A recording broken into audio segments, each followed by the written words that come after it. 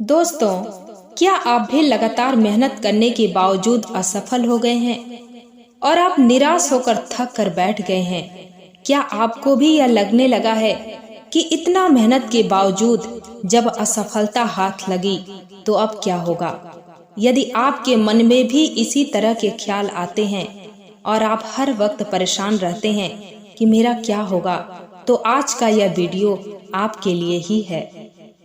दोस्तों, जब भगवान बुद्ध ज्ञान की खोज में लगे थे तो उन्होंने अपने शरीर को बहुत कष्ट पहुंचाया, घोर तप किया, बहुत सारी यात्राएं की, फिर भी उन्हें आत्मज्ञान की प्राप्ति नहीं हुई। इसके बाद गौतम बुद्ध निराश हो गए और उन्हें लगा कि इतना मेहनत के बाद भी अभी तक मुझे कुछ भी प्राप्त नहीं हुआ। तब क्या मैं कर पाऊंगा? पता नहीं मुझे आगे सफलता मिलेगी या नहीं।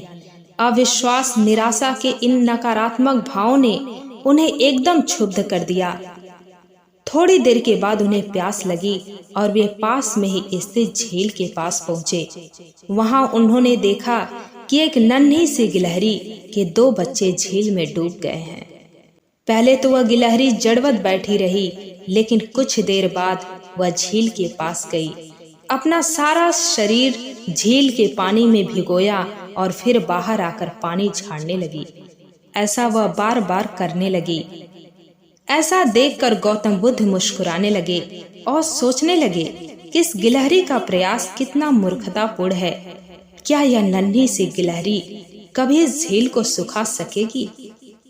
किंतु मानो वह गिलहरी कह रही हो कि यह झील कभी खाली होगी या नहीं, यह मैं नहीं जानती, लेकिन मैं अपना प्रयास कभी नहीं छोड़ने वाली। अतः उस छोटी सी गिलहरी ने बुद्ध को अपने लक्ष्य से विचलित होने से बचा लिया। वह सोचने लगे कि जब यह नन्ही सी गिलहरी अपने लघु सामर्थ्य से झील को सुखा देने में दृढ़ संकल्पित है, तो मुझ में क्या कमी है? मैं तो उससे 1000 गुना अधिक क्षमता रखता हूँ। यह सोचकर गौतम बुद्ध पुनः अपनी साधना में लग गए और एक दिन बोधि वृक्ष तले उन्हें ज्ञान की प्राप्ति हुई।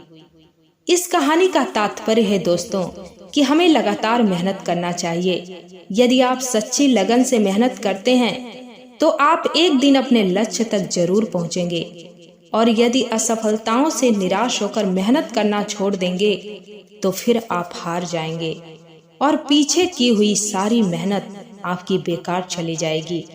इसलिए निराश ना हो, लगातार मेहनत करते रहें। आपको आगे बढ़ने से कोई नहीं रोक सकता। मिलते हैं दोस्तों अगले वीडियो में। जिंदगी बहुत अनमोल है, अपना ख्याल रखिएगा। धन्यवाद।